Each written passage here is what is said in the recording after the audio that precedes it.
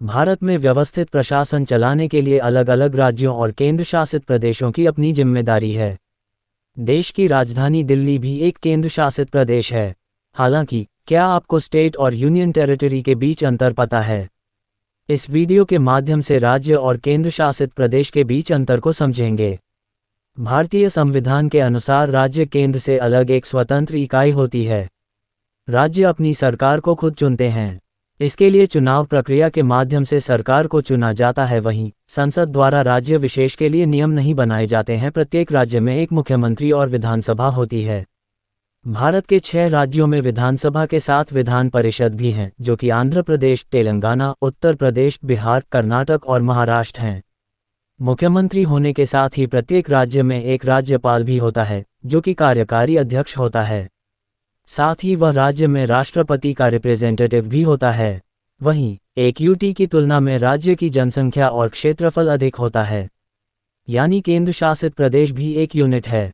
यहाँ पर केंद्र सरकार द्वारा शासन होता है। हालांकि दिल्ली कुछ मामलों में यहाँ पर अपवाद है। केंद्र शासित प्रदेशों में केंद्र सरकार की ओर से उपराज्यपाल को नियुक्त किया जाता है। एक केंद्र शासित प्रदेश में विधानसभा हो भी सकती है और नहीं भी।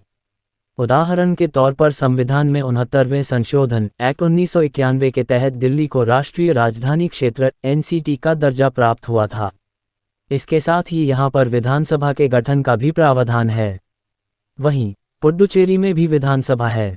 केंद्र शासित प्रदेशों को विशेष कानून बनाने पर केंद्र सरकार से भी मंजूरी लेनी होती है।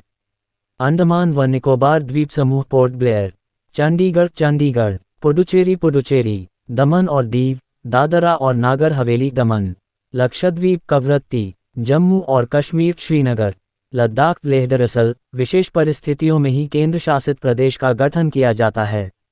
भौगोलिक, सांस्कृतिक, राजनीतिक और जनकल्याण को देखते हुए ही केंद्र शासित प्रदेश बनाए जाते हैं। पुडुचेरी यूनियन टेरिटरी पुडुचेरी पर लंबे समय तक फ्रांस का शासन रहा। आखिरकार यह 1 नवंबर 1954 को फ्रांसीसी शासन से मुक्त हुआ। साल 1963 में पेरिस में फ्रांसीसी संसद द्वारा भारत के साथ संधि की पुष्टि के बाद पुडुचेरी आधिकारिक रूप से भारत का अभिन्न अंग बन गया और इसी साल इसे केंद्र शासित प्रदेश बनाया गया। पुडुचेरी को केंद्र शासित प्रदेश बनाने के पीछे का कारण ये था कि यहाँ की संस्कृति फ्रांस से मिलती है और इसकी सांस्कृतिक विविधता बनाए रखने के लिए पुडुचेरी को किसी अन्य राज्य के साथ नहीं मिलाया गया।